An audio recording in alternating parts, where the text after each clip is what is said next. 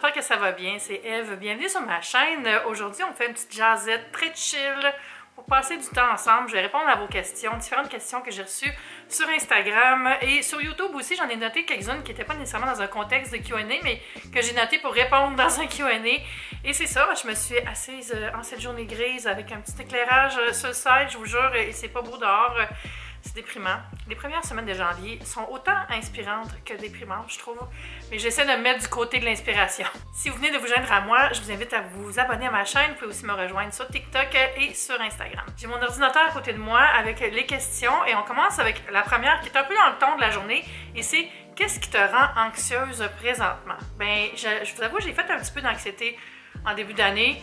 Comme je fais tout le temps, on dirait autant je suis motivée par les projets d'organisation, les projets pour ma chaîne, pour mon travail en général, autant je suis un peu étourdie parce qu'il s'en vient, parce que quand on est travailleuse autonome, c'est pas évident. À chaque année, on recommence à zéro un peu avec les contrats et tout ça. J'ai souvent ce sentiment de j'espère que ça va bien aller, j'espère que je vais avoir encore des beaux contrats, j'espère que je vais avoir du temps pour moi aussi.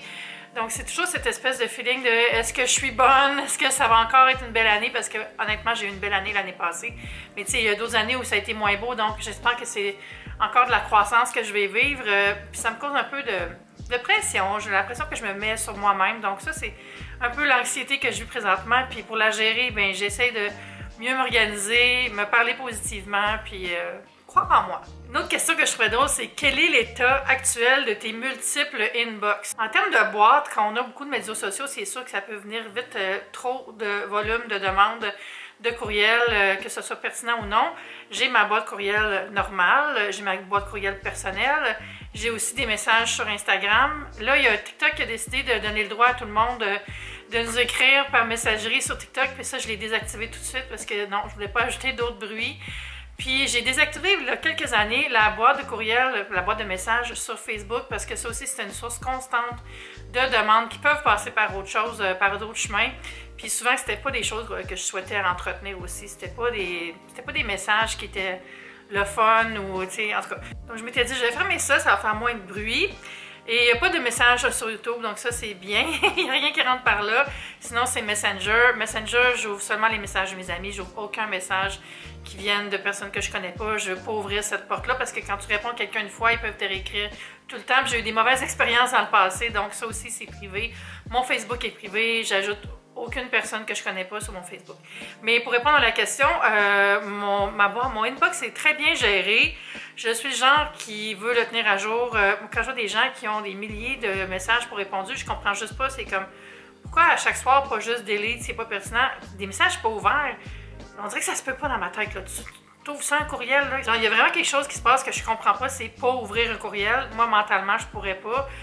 Soit que je le jette ou je l'ouvre, là, je le vois, si c'est quelque chose de pertinent ou pas. Je peux comprendre si quelqu'un n'est pas capable de répondre. Ça, c'est un autre paire de manches. Moi aussi, j'en ai des courriels qui traînent, mais tu sais, quelqu'un qui a 2000 courriels pas ouverts, mon Dieu, mais fais le ménage pendant que tu es dans l'autobus, je sais pas.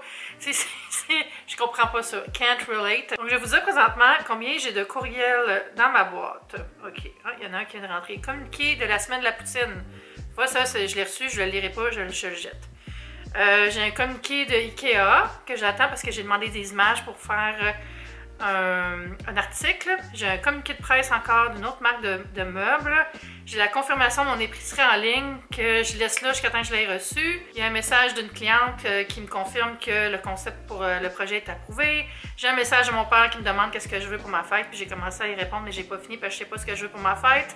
J'ai une proposition de la marque Dossier qui veut m'envoyer un parfum. J'ai aussi une confirmation d'achat Amazon et c'est tout. Donc c'est quoi, c'est 7 courriels, ça? C'est vraiment pas beaucoup. Je maintiens ça tout le temps. À chaque soir, je vérifie qu'est-ce que j'ai dans ma boîte courriel. Puis si j'ai quelque chose à faire autour de ça, je le mets dans ma to-do du lendemain. Donc c'est comme ça que je gère ça. Puis les messages sur Instagram, j'y réponds assez rapidement.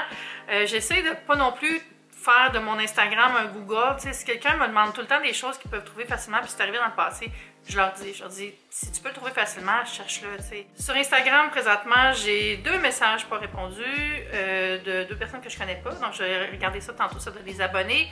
Mes amis m'écrivent quand même pas mal sur Instagram aussi, mais je suis plus team Messenger, moi, pour les conversations. Donc, il y a ça. Puis, ça m'arrive quand même souvent de les fermer, les DM sur les stories, parce que J'aime mieux avoir une interaction avec la story que recevoir un DM. Tu sais, mettons, quand je mets une question, je comprends pas les gens qui me répondent par un DM. Tu sais, c'est tellement mieux d'utiliser la boîte parce qu'après, je peux voir toute la série de questions. Un petit truc comme ça, si vous voulez que je réponde à vos questions, c'est d'utiliser la boîte. Prochaine question, comment fais-tu pour organiser toutes tes plateformes? Ça fait beaucoup de travail. Oui, c'est sûr. Ben, j'ai comme changé cette année mon setup, puis honnêtement, ça va vraiment bien depuis le début de l'année. J'ai acheté un grand tableau que je vous montrerai. Je mettrai une photo ici du tableau. Un tableau que j'ai pris sur Amazon, puis là, j'ai fait un peu comme je faisais quand je travaillais en agence de publicité, de faire un genre de motherboard avec tout dessus. J'ai réalisé que oui, j'aime ça les cahiers, oui, un agenda, c'est le fun aussi, je m'en sers, mais je suis pas capable de concilier toutes les listes puis de tout rien oublier. Donc, un gros tableau, c'est tellement mieux là, pour mon cerveau. Puis, oh mon Dieu, j'ai été plus productive que jamais depuis le début de l'année avec ça. Ça fait 2 semaines seulement, mais quand même, je le remarque déjà. Là, je me fais des journées où je fais du contenu dédié à chaque jour. Donc, le lundi, par exemple, c'est la journée pour faire des recettes ou faire plus de Reels ou plus de TikTok filmé en batch. Le mardi, c'est plus YouTube. Le mercredi, c'est un peu plus loose, puis je vais faire encore du contenu court ou je vais essayer d'aller faire une petite sortie dans une épicerie ou de sortir de la maison un peu. Quoique j'y suis pas arrivée encore parce qu'il n'a pas fait beau trop les journées que j'avais prévues. Finalement, j'avais annulé. Puis le jeudi, c'est plus pour le blog et le vendredi, je garde ça plus administration, puis rattrapage dans tout le reste, puis faire du montage. Ça marche super bien, je suis vraiment contente de ce nouveau système, puis je vous ferai peut-être une vidéo dédiée à ça. Je vais vous montrer un aperçu, je sais pas si je vais tout montrer parce qu'il y a des choses qui sont privées, qui sont confidentielles, mais je pourrais peut-être l'arranger pour vous montrer quand même un aperçu. Prochaine question, est-ce que tes abonnés te font parfois des demandes spéciales ou ridicules? Je qualifierais pas de ridicule, là, mais tu sais, des fois, il y a des demandes qui sont exagérées. Tu sais, ça me fait plaisir de temps en temps de dire ouais, quelqu'un qui me demande veux-tu faire une vidéo pour la fête à ma mère ou quelque chose de même. Oui, ok. Mais tu sais, il faut penser aux demandes qu'on fait, que ça demande du temps à la personne à qui on le demande aussi, puis pas exagéré. Mais des fois, ça arrive, tu sais, justement, il y a quelqu'un qui m'avait demandé une vidéo pour quelqu'un dans sa famille. Puis je l'avais faite, puis elle m'a dit ah, mais tu pourrais-tu changer ça? Puis dire ça, j'étais comme wow, là, c'est pas un contrat, là. Ça va être ça, là, tu peux y envoyer ça, là. C'est comme. Je me sentais bizarre de dire non, là, mais en même temps, c'est bizarre de me demander de faire ça avec un script, là. T'sais. Je dirais demande ridicule, c'est plus d'être conscient qu'on n'est pas Google, ou tu sais, les gens qui demandent le classique, qui t'écrivent juste recette avec 5 points d'interrogation, là, tu sais, juste rester dans le respect. C'est pas tout le monde qui est capable, mais honnêtement, dans la majorité des cas, là, de mes abonnés, le monde sont tellement fins, full douceur, full humanité, toujours un beau bonjour, donc ça, je l'apprécie vraiment. Quelqu'un m'a demandé, c'est quoi ton trait de caractère toxique? Puis je suis comme, oh mon Dieu, j'en ai plus qu'un, là, je pense. Je deviens facilement obsédée par quelque chose rapidement, puis il faut que je sache tout là-dessus vite, puis là, je m'informe, puis là, je suis comme... Puis là, j'en parle à mes amis qui s'en contrefichent, puis, là, puis 2 semaines après, je suis comme, pourquoi je trippais là-dessus, donc? C'est comme un petit peu TDAH, je pense, ce côté-là, mais en tout cas, non diagnostiqué, là. Mais tu sais, cette espèce d'impulsion de vouloir découvrir quelque chose, puis d'être super passionné, puis de vite l'oublier, là, c'est un peu bizarre. Mais tu sais, si je vais dans la personnalité, là, je dirais, j'ai beaucoup de difficultés avec les plans qui changent à la dernière minute. Pourtant, je suis très spontanée, je suis capable de faire des plans de façon spontanée, mais si ça change alors que c'était prévu, j'ai vraiment de la misère. Puis je le sais que c'est pas grave. Je suis très consciente que c'est pas grave, mais je viens vraiment comme... C'est pas ça qu'on avait dit qu'on faisait, puis c'est pas là qu'on avait dit qu'on allait, puis c'est pas à cette heure-là que je vous avais dit d'arriver, puis je viens vraiment comme... je travaille là-dessus. As-tu une bonne recette de café glacé? Hey, j'ai commencé à faire plus de recettes dans mes vidéos sur TikTok, puis c'est vraiment le fun. Puis un café glacé que j'aime vraiment beaucoup, c'est avec Nespresso. C'est avec le pod à la vanille vanilla custard, avec du lait moussé froid, avec un petit peu d'épices, genre pumpkin, là. C'est tellement bon, là, j'adore ça. De quoi est-ce que tu refuses de parler ou juste des choses qui t'emmerdent? Des choses dont je parle pas parce que c'est juste pas dans ma vie. Les affaires de couple, veux-tu avoir un chum, veux-tu avoir quelqu'un dans ta vie, veux-tu des enfants, tout ça. À l'âge que j'ai, anyway, les enfants, même si j'en avais voulu, c'est trop tard. Puis c'est comme, pourquoi encore m'en parler alors que j'en ai jamais voulu? Puis j'aime pas ça parler de ça, puis ça m'intéresse pas. Donc ça, je réponds pas à ces questions-là, même pour l'expliquer. Des questions trop pressées sur l'argent aussi, comme là, j'avais encore quelqu'un qui me demandait combien t'as fait d'argent l'année passée, puis je suis comme, tu demanderais-tu ça à ta soeur ou à quelqu'un avec qui tu travailles ou quelqu'un dans la rue, tu sais? Donc ça, non. Mais ça me fait plaisir de parler ça en termes d'éducation, pour parler, mettons, les tarifs des créateurs de contenu, comment négocier, tout ça. Ça me fait plaisir. Mais tu sais, je ne vais pas vous dire combien je déclare à l'impôt cette année. C'est pas mal ça. Sinon, je me garde quand même plus de réserve sur ma vie très privée, ma santé, la santé de mes proches. J'aime ça encore parler de moi, tu sais. Je suis toujours quelqu'un qui partage sa vie. mais j'essaye d'être un peu plus dans mon intimité. C'est quoi ton repas santé préféré? Présentement, j'aime beaucoup les bols du poulet rouge, j'en ai parlé. Poulet avec plein de légumes puis de la semoule de blé. Je prends ici repas santé dans le terme classique, des repas qui font du bien puis qui sont vitaminés. Sinon, j'ai recommencé à me faire des smoothies le matin. J'adore les smoothies avec épinards, des pommes, du gingembre, de l'eau. Je mets de la poudre de protéines au genre collagène. Puis je mets de la glace, mais après. J'ajoute aussi souvent du jus de citron. Je trouve que ça ajoute un petit oomph. Quel commentaire, gentil ou méchant, es-tu tanné de recevoir? Ça, c'est une bonne question. Parce que des fois, il y a des gens bien intentionnés qui laissent des commentaires. Puis je suis comme... Tu sais, comme le classique là, que j'aime vraiment pas recevoir. Puis je suis désolée parce que je sais que ça vient d'une intention d'amour. Mais à quand le prochain vlog? Vite un vlog, ça fait longtemps un vlog, c'est comme si on n'en faisait jamais assez, c'est vraiment stressant. Tu sais, à la place, ça peut être j'ai hâte au prochain vlog, j'ai aimé ça, quelque chose qui est juste un commentaire positif, mais quand c'est comme une question, ça devient vraiment comme ah, on dirait que j'en fais jamais assez, puis ça me rend triste. J'aime pas non plus quand les gens commentent mes recettes ou des trucs d'épicerie avec leur point de vue sur ma santé, ça c'est pas nécessaire. J'ai quelqu'un l'autre fois qui m'avait laissé un gros commentaire de plein de sucre, trop de sucre, fais attention, j'étais comme... Il n'y avait aucun sucre, c'est juste parce que j'avais des boissons sans sucre, puis la personne n'a probablement pas bien regardé la vidéo. J'avais même pas, ne serait-ce qu'un gâteau, il n'y avait rien de sucré dans ce que j'avais acheté. Là.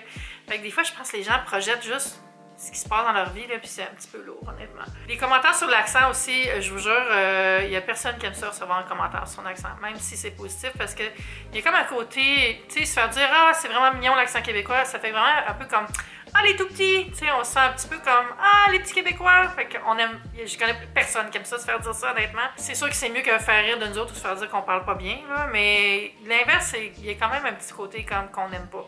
Puis je dis on parce que j'en ai parlé avec d'autres créateurs de contenu québécois puis personne n'aime ça. Ton repas préféré du moment, présentement j'aime beaucoup grillade salade, tu sais genre un steak cuit au romarin avec une salade César ou un morceau de cuisse de poulet avec d'eau cuit au four. Ça j'ai fait la recette sur TikTok d'ailleurs. Puis je mange ça avec plein de légumes grillés.